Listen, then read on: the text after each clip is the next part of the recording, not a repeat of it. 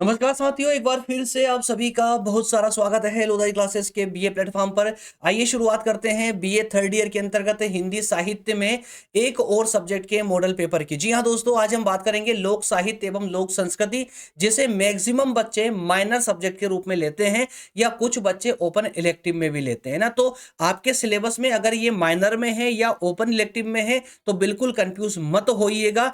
लोक साहित्य एवं लोक संस्कृति के जो प्रश्न मैं आपको आज बताने जा रहा हूं 2026 के एग्जाम के लिए समान रूप से उपयोगी होंगे आप सभी के लिए। क्लियर है? तो आइए आज हम बात करेंगे टॉप 15 ऐसे प्रश्नों की जो एग्जाम में 100% देखने को मिलेंगे ही मिलेंगे।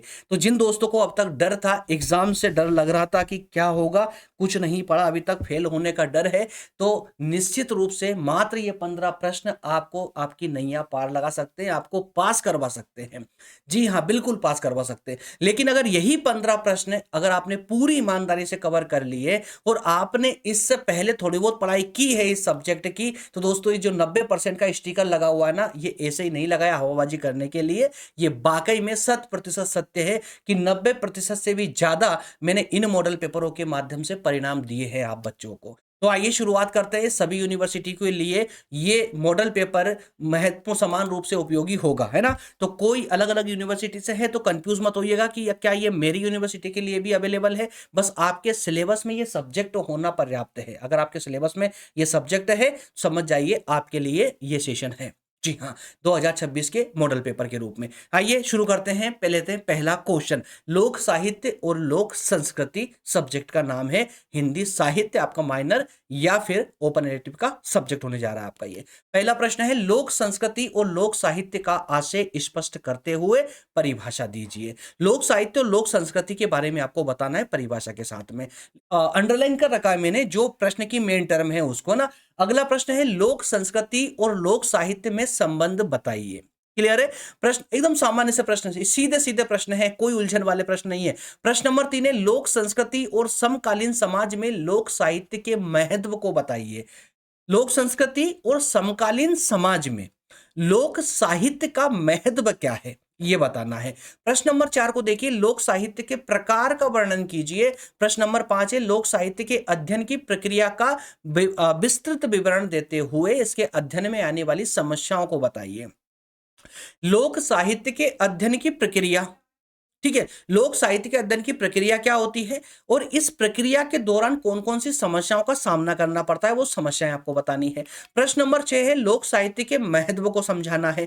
प्रश्न नंबर 7 है, लोक गीत का अर्थ स्पष्ट करते हुए उसकी विशेषताएं और उसके प्रकार बताने हैं। प्रश्न नंबर 8 है, लोक गीत के उद्भव एवं विकास बताना है ना। ये माफ कीजिएगा, ये 8 प्रश्न आपके तैयार यहां से हो चुके हैं। मैं साइड में हो रहा हूं, वीडियो को रोककर नोट डाउन कर लीजिए। ये नोट डाउन करना बहुत जरूरी है, या फिर स्क्रीनशॉट ले लीजिए, बाद में नोट डाउन कर लेना।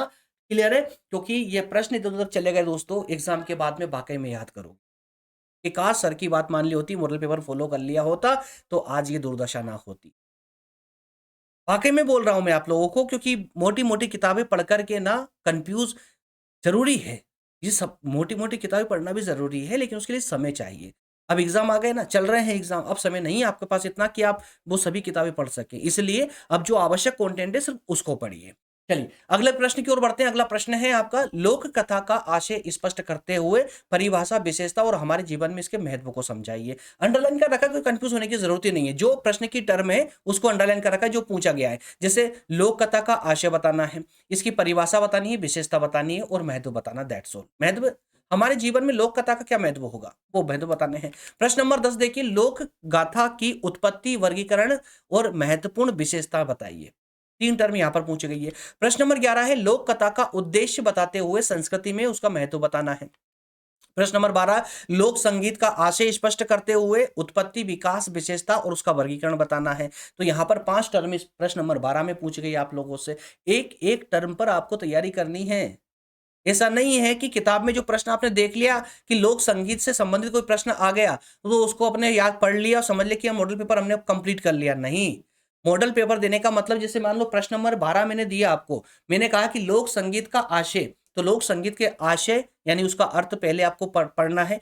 उसके बाद में उसकी उत्पत्ति वाली जो सेकंड टर्म है उत्पत्ति, तो लोक संगीत की उत्पत्ति कैसे हुई वो पूरा पढ़ना है। विकास कैसे हुआ वो पूरा पढ़ना है। उत्पत्ति के बाद विकास है ना। उसके बाद लोक संगीत का की विशेषताएं कौन कौन सी है, उसका वर्गीकरण क्या क्या है ये बताना है। तो पांचों टर्म पर सेपरेटली आपको पॉइंट नंबर 1 में लोक संगीत का आशय, पॉइंट नंबर 2 में उत्पत्ति, पॉइंट नंबर 3 में विकास, पॉइंट नंबर 4 में विशेषता, पॉइंट नंबर 5 में वर्गीकरण। इस प्रकार से आपका पूरा उत्तर रेडी होना चाहिए। ठीक है। प्रश्न नंबर 13 को देखिए, भारतीय नृत्य के विभिन्न प्रकारों का अन्वेषण कीजिए। लोक भारतीय नृत्य के अलग अलग प्रकार बताने हैं। प्रश्न नंबर 14, मुहावरे एवं कहावतों का आशय बताना है और इनके बीच में अंतर क्या है ये बताना है। प्रश्न नंबर 15 है, टिप्पणी करने के लिए दो टर्म दी गई है, लोक कला और शिल्प कला। क्लियर। तो दोस्तों ये 15 प्रश्न थे आपके दीर्घ प्रकृति वाले, जो बहुत ज्यादा महत्वपूर्ण भूमिका निभाते हैं आपके एग्जाम में। क्लियर है। जिन दोस्तों को विश्वास है लोधाई क्लासेस प्लेटफॉर्म पर, वो निश्चित रूप से इस मॉडल पेपर को फॉलो करेंगे। जिनको विश्वास नहीं है वो बाद में विश्वास कर लेंगे, जब एग्जाम में जाएंगे बाद में पेपर मैच करेंगे तो अपने आप विश्वास हो जाएगा। मुझे कुछ बोलने की आवश्यकता नहीं है इसके पीछे, है ना। ये सब आप अच्छे से जानते हैं। यूट्यूब पर एकमात्र ऐसा प्लेटफॉर्म है जहां पर मैं तब विश्वसनीय क्लासेस आप लोगों को प्रोवाइड करवाता हूँ, टॉपिक वाइज नहीं दोस्तों। माफ कीजिएगा, टॉपिक के लिए ना 2-2, 5-5, 10-10 मिनट की क्लासेस नहीं, बल्कि चैप्टर वाइज चैप्टर में आप लोगों को कॉलेज स्टाइल में पढ़ाता हूँ। यहाँ पर डिटेल क्लासेस एग्जाम के बाद मिलिए आप मुझसे, आपको मालूम चलेगा, या प्लेलिस्ट को विजिट कीजिए तो वहां से आपको पता चलेगा कि मैं किस बेस पे आप लोगों की तैयारी करवाता हूँ बीए की। चलिए, तो 15 प्रश्न आपके ये दीर्घ प्रकृति वाले कंप्लीट हो चुके हैं। अब हम बात करेंगे 10 उन कॉन्सेप्टों की जो सिंगल नेचर के होते हैं, यानी सिंगल टर्म वाले होते हैं, यानी अति लघु प्रकृति के प्रश्न। अति कह दें या लघु प्रकृति के प्रश्न कह देंगे तो भी चलेगा, है ना। सिंगल टर्म वाले प्रश्न होते हैं, तो आइए उनको फटाफट कवर कर लेते हैं। पहला प्रश्न है लोक संस्कृति और लोक साहित्य। अच्छा, आप लोगों ने कुछ ने स्क्रीनशॉट नहीं लिया होगा तो मैं साइड में हो रहा हूँ, स्क्रीनशॉट ले लीजिए इसका। ले लिया आप लोगों ने स्क्रीनशॉट, है ना। और इससे पहले वाले का तो आप लोगों ने ले लिया होगा। मिस ठीक है ना, कंप्लीट हो चुका था इसका। चलिए अब बढ़ते हैं लघु प्रकृति के प्रश्नों की ओर। पहला प्रश्न है लोक संस्कृति और लोक साहित्य, है ना, इनकी विशेषता, महत्व और उद्देश्य। तीन टर्म आपसे पूछी गई है, लोक संस्कृति और लोक साहित्य की विशेषताएं, महत्व और उद्देश्य। प्रश्न नंबर दो है लोक संस्कृति और लोक साहित्य में अंतर क्या है। दीर्घ प्रकृति के प्रश्न में आपने संबंध देखा था, यहाँ पर अंतर पूछा गया है। लोक वार्ता, प्रश्न नंबर 3, लोक वार्ता से आप क्या समझते हैं। प्रश्न नंबर 4, मालवा और निमाड़ के लोक साहित्य को समझाना है। प्रश्न नंबर 5, लोक साहित्य की अवधारणा। प्रश्न नंबर 6, लोकगीत का हमारे जीवन में क्या महत्व है। प्रश्न नंबर 7, लोक कला और लोकगीत में क्या अंतर है। प्रश्न नंबर 8, लोक नाट्य का आशय स्पष्ट करते हुए लोक नाट्य की विशेषताएं लिखिए। प्रश्न नंबर 9, लोक गाथा से आप क्या समझते हैं, कितने प्रकार की होती है। और 10 है लोक कथा और लोक गाथा में क्या अंतर होता है।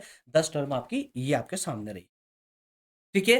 तो 15 प्रश्न दीर्घ प्रकृति के, 10 प्रश्न लघु प्रकृति के कुल हो जाते हैं। अगर प्रश्न वाइज, क्वेश्चन वाइज अगर हम बात करें तो यहां पर टोटल क्वेश्चन आपके हो जाते हैं 25 क्वेश्चन। और दोस्तों मैं 100% गारंटी के साथ बोलने के लिए तैयार हूं, 100% गारंटी के साथ कि मात्र ये 25 क्वेश्चन आप कवर कर लीजिए, लेकिन पूरी ईमानदारी के साथ में। एग्जाम में किसी की ताकत नहीं जो आपको रोक पाए, ये मेरी गारंटी है। मैं कोई ऐसा तो नहीं है कि यूट्यूब पे एग्जाम के टाइम को देख के हुए आ गया और एग्जाम बाद वापस गायब हो जाऊंगा, नहीं।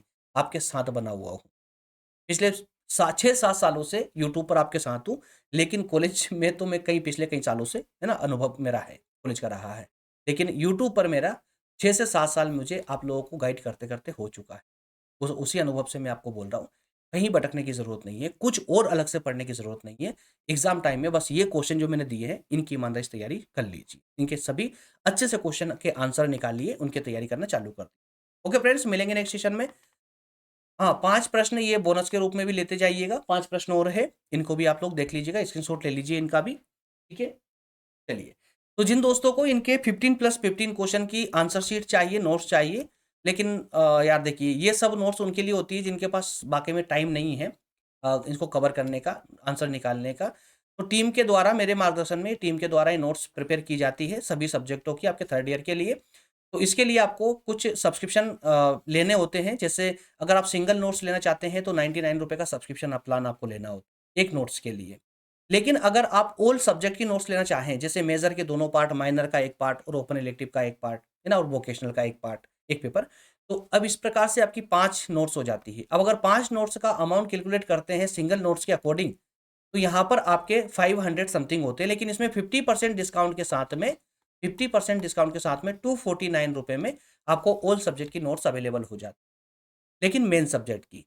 अब वही बात बच जाता है हमारा फाउंडेशन कोर्स। तो फाउंडेशन कोर्स में भी दोस्तों आपको 50% से भी ज़्यादा का डिस्काउंट एग्ज़ाम के चलते दिया जा रहा है। 399 का ये कोर्स होता है फाउंडेशन कोर्स का, जिसमें 4 सब्जेक्ट होते हैं, हिंदी, इंग्लिश, व्यक्तित्व विकास और डिजिटल जागरूकता।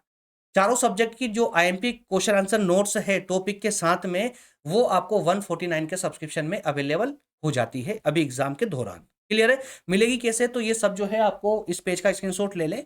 लेकर के जो नंबर दिए गए इस नंबर पर आप व्हाट्सएप कर दीजिए, नीचे लिख दीजिए कौन से अमाउंट वाला सब्सक्रिप्शन आप लेना चाहते हैं।